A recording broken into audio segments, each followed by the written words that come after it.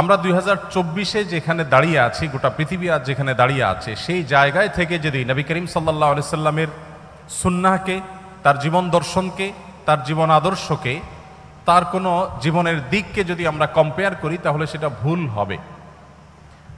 কারণ আজকের পৃথিবীতে অনেক কিছু অনেক সহজ হয়েছে, যেটা 1400 বছর আগের পৃথিবীতে ছিল না।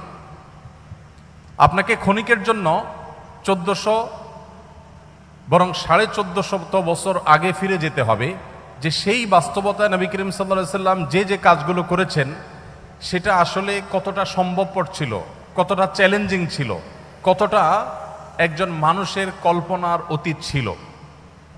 এই জিনিসটি আমাদের নবী করিম সাল্লাল্লাহু আলাইহি সাল্লামের সিরাতের যে কোনো আলোকপাত করার আগে মাথায় রাখতে হবে যে আমরা আজকে 2024 সনের গল্প বলছি না, আমরা গল্প বলছি আজ থেকে 1500 বছর আগে।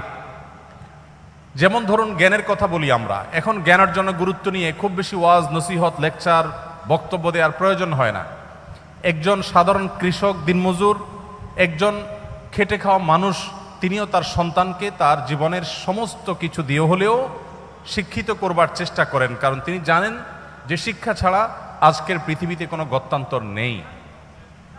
কিন্তু পৃথিবী যখন 1450 বছর আগের বাস্তবতায় ছিল, যখন শিক্ষা ছিল সমাজের সবচেয়ে গুরুত্বহীন একটি বিষয়, যখন শিক্ষার কোনো মূল্য সেই সমাজে ছিল না, এই রকম সমাজের বুকে দাঁড়িয়ে সর্বপ্রথম নির্দেশ ইকরা, এটা আল্লাহর পক্ষ থেকে যে এসেছে, নবী সাল্লাল্লাহু আলাইহি সাল্লামের পবিত্র মুখ থেকে নিঃসৃত হয়েছে, উচ্চারিত হয়েছে, এটাকে, এর যথার্থতাকে, এর যথাযথ মূল্যায়ন যদি আমাদেরকে করতে হয়, তাহলে সেই বাস্তবতায় ফিরে গিয়ে তারপর ইকরা বিসমি রাব্বিকাল্লাযী খালাক আমাদেরকে পাঠ করতে হবে।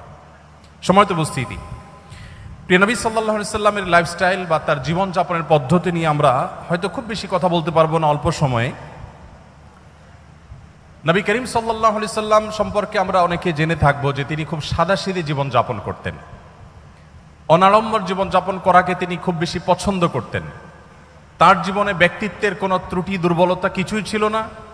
আবার অহমিকা, প্রদর্শনেচ্ছা, প্রদর্শনের প্রতি আগ্রহ এবং শো অফ করার মতো কোনো বিষয়, কোনো ছিটে ফোটা নবী আলাইহিস সালামের জীবনে মোটেও ছিল না।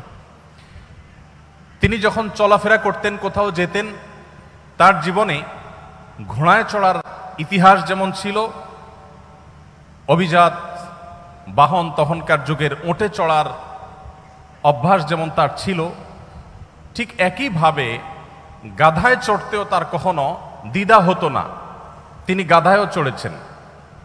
আমরা যেরকম আজকাল কোনো সম্ভ্রান্ত, কোনো শৌখিন, কোনো বিলাসী পরিবারে বেড়ে উঠলে আমরা যে লাইফস্টাইলের সাথে অভ্যস্ত, আমরা ভিন্ন কোনো লাইফস্টাইল যদি কখনো প্রয়োজনেও আমাকে অবলম্বন করতে হয়, সেটা করতে আমরা হেজিটেশন ফিল করি, আমরা অস্বস্তি বোধ করি।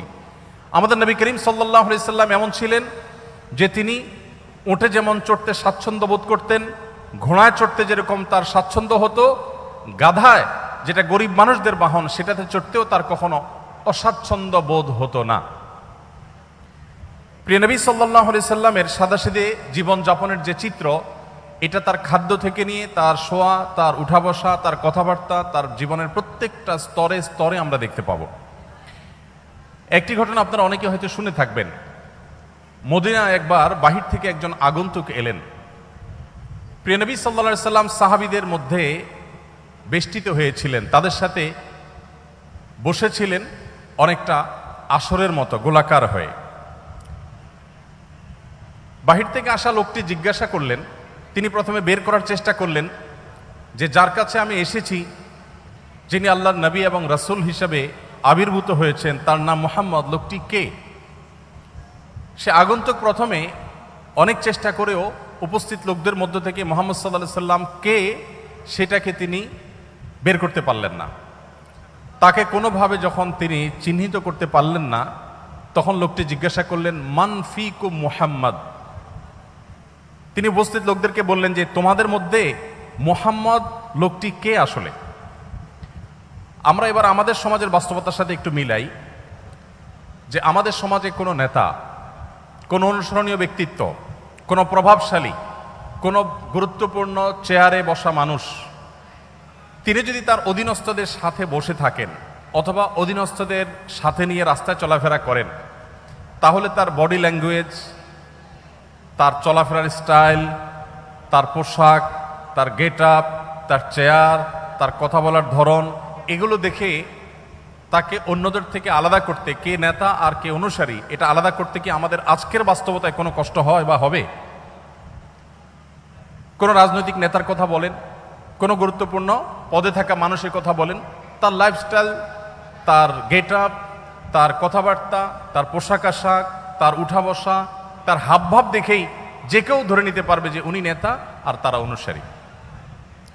প্রিয় নবী সাল্লাল্লাহু আলাইহি সাল্লাম এতটা সাদামাঠা জীবন যাপন করতেন, এতটা বিনয়ী থাকতেন যে সাহাবীদের সঙ্গে যখন তিনি বসে থাকতেন, বাহির থেকে আসা মানুষ আলাদা করে তার নাম জিজ্ঞেস করে তাকে বের করতে হতো।